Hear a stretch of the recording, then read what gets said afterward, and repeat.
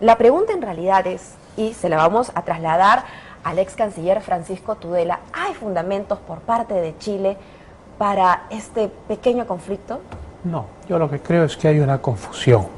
En realidad lo que ocurrió es que cuando la Corte Internacional de Justicia dio su fallo sobre la delimitación marítima entre el Perú y Chile, y el presidente Sebastián Piñera se dirigió a su país para explicar los alcances del fallo, introdujo este tema de decir que la línea de la frontera establecida en 1930, cuando llegaba al hito número 1, giraba hacia el oeste y llegaba al Océano Pacífico. Esos son 323 metros más o menos.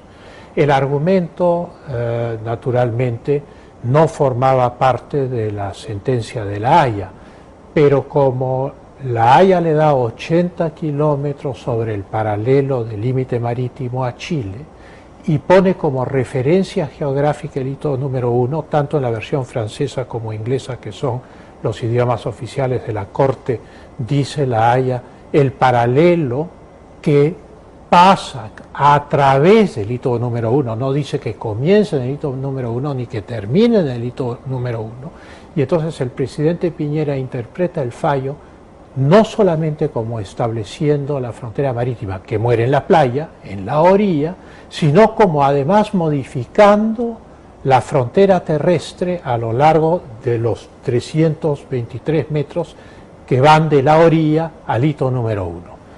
Esto no es una cosa nueva, no la comienza él, pero él la escala. Esto se había manejado al nivel de cancillerías. Y de repente el jefe del Estado de Chile aparece ante la nación para explicar una sentencia trascendental de la Corte Internacional de Justicia que fija los nuevos límites marítimos entre los dos países y coloca esta cuestión sobre el tapete en el primer lugar. Es decir, y entonces, naturalmente, ellos nos plantean una divergencia. Nosotros no tenemos nada que discutir, pero no podemos tampoco hacer la política del avestruz, claro, hacer de cuenta que no estás pasando nada y pretender que podemos congelar este tema. ¿Por qué? Porque este tema se arrastra desde los años 80. En realidad, Chile ha sacado esta teoría mucho después de que demarcáramos la frontera. Es la interpretación chilena a partir de los acuerdos de pesca del 53 y del 54 y de dos actas para colocar unos faros de infilación sobre el paralelo para controlar el paso de las naves de pesca el año 68 y 69. Y entonces, a partir de esta realidad, Chile asume que el paralelo 18, como lo llaman ellos, es la frontera entre el Perú y Chile.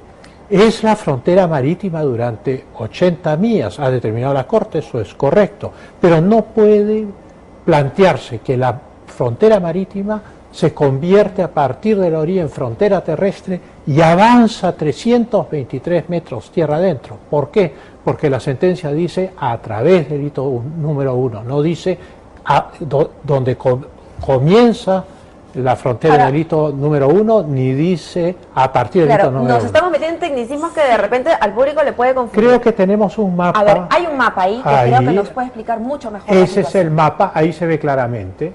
Lo que dice línea de frontera es la línea de la Concordia, establecida por la Comisión Mixta Demarcadora en 1930, o sea que tenemos clarísimo dónde está la línea de la frontera. Sí, pero en Chile no lo tiene tan claro. No, ellos plantean, nosotros no tenemos ninguna cuestión que alegar, pero Chile ha desarrollado esta teoría.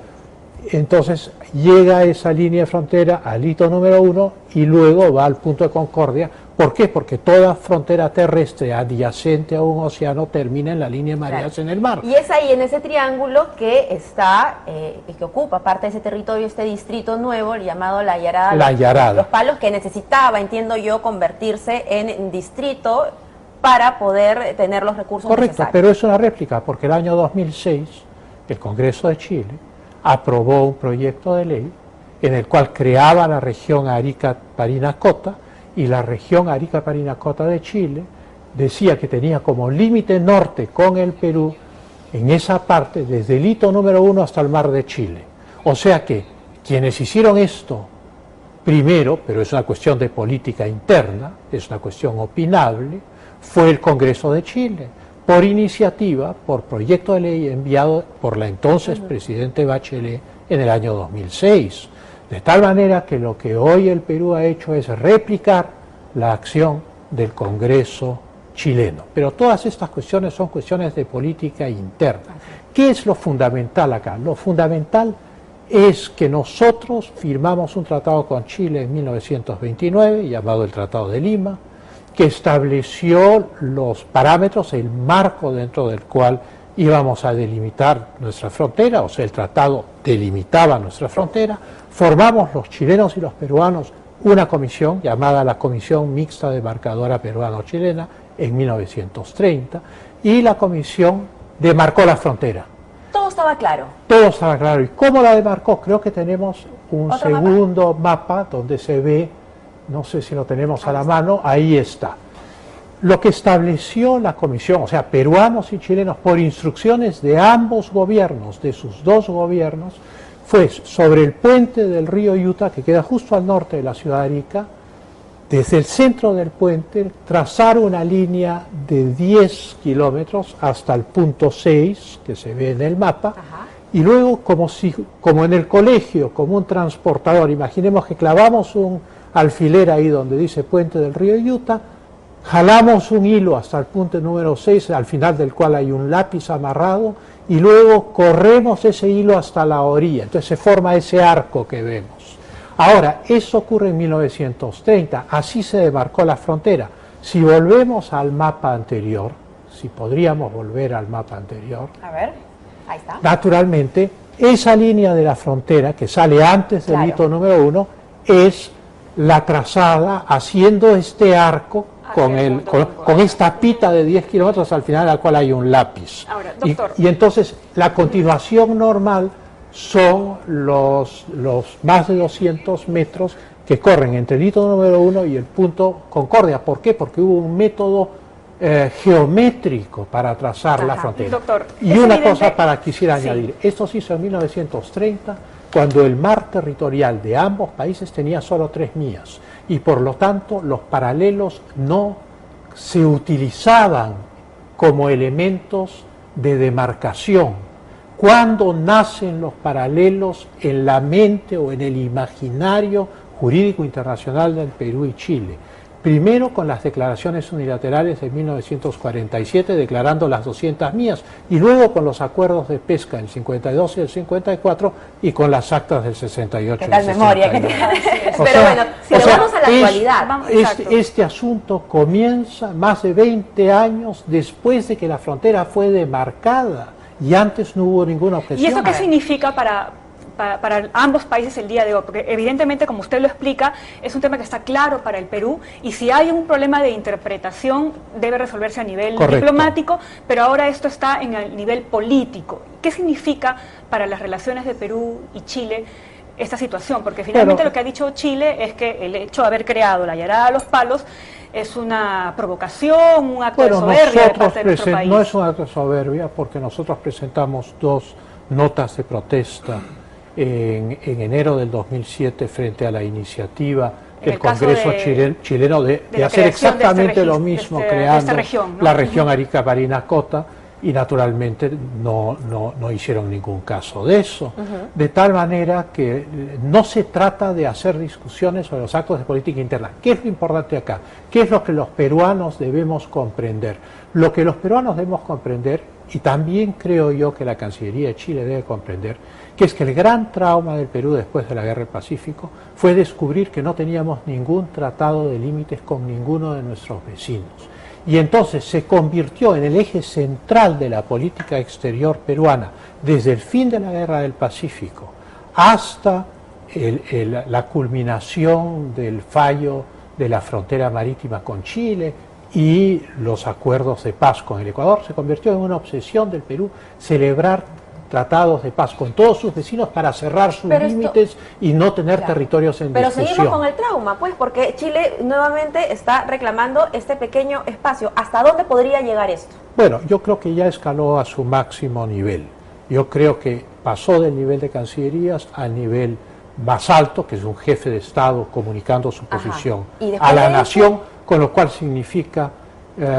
esto significa que no va a haber una variación en la posición de Chile. ¿Y cómo se resolvería entonces? Y ¿Habría es que un recurrir a problema, instancias más altas? Yo creo que sí. ¿Por qué? Porque evidentemente esto es un poco como la guerra del Pisco. Hay un desacuerdo respecto al Chile tiene un desacuerdo con nosotros no, porque nosotros nos apoyamos en las actas de la Comisión Mixta Demarcadora y en el Tratado del 29. Lo importante es tener en cuenta que no estamos discutiendo un arenal en esa zona, un triángulo. Esto se ha prestado a un equívoco. El tema central de discusión es si respetamos la línea de frontera establecida por el Tratado de 1929 y demarcada por la Comisión Mixta Demarcadora en el 30. ¿Por qué? Porque un tratado y la ejecución de un tratado son una sola cosa. Un contrato y la ejecución de un contrato en el mundo comercial también son una sola cosa. ¿Y podría Chile presentar una demanda ante la Haya por este pequeño triángulo? Bueno, Chile podría ir a un arbitraje con el presidente de los Estados Unidos. Los dos países podríamos ir en un mundo ideal juntos a decirle al presidente de los Estados Unidos, fíjese usted, nosotros el Perú somos firmes a la línea trazada, o sea, nos adherimos a la línea trazada en 1930, pero Chile ha planteado esta otra interpretación a partir de los desarrollos jurídicos del derecho del mar después de la Segunda Guerra Mundial, y por lo tanto le pedimos a usted, señor presidente de los Estados Unidos, que resuelva. Pero claro, eso no va a ocurrir, sobre todo porque los americanos están en un proceso electoral que va a culminar en diciembre del próximo año. Y si los dos se mantienen firmes, Perú y Chile, en su posición, ¿a dónde podría llegar esto? ¿Algún tipo de conflicto de otra naturaleza? No somos dueños del futuro. Lo que pasó en mi experiencia como canciller, yo heredé las secuelas de un conflicto armado y naturalmente las posiciones se habían mantenido inflexibles desde 1952 hasta 1996, en que finalmente logramos firmar el Acuerdo de Santiago, en el cual ambos países dijeron que iban a resolver sus diferencias conforme, dice el Acuerdo de Santiago, al Protocolo de Río de Janeiro. Con lo cual es como si lográramos un acuerdo con Chile que diga vamos a resolver este problema conforme al Tratado del 29 y su ejecución, que es el trabajo de la Comisión Mixta Demarcadora del año 30. Pero no lo hicimos con el Ecuador, se arrastraron los pies, se negó el problema, bueno, esta idea de hacer y un parque finalmente también, ¿no? entre el año 52 y el año 95 tuvimos una serie de incidentes y como nadie es dueño del futuro, nadie imaginó que el año 95 iba a haber un conflicto armado. Por lo tanto, hay que ser valientes, comprender que la controversia ya la puso Chile sobre la mesa y que nosotros tenemos que defender nuestra línea y defender nuestra línea en la línea tradicional del Perú, que es la defensa jurídica, legal e internacional de nuestras fronteras. Bien, vamos a seguir continuando porque yo creo que esto tiene para rato, no se va a acabar. ¿Cuántos años llevamos en esta situación? Y Chile pero tenemos que ser diligentes, no debemos dejar que esto se convierta en un tema mayor, porque el futuro del Pacífico tiene a Chile y al Perú inextricablemente unidos y naturalmente hay que ver el bien común de los dos países. Doctor, muchísimas gracias, bastante didáctica su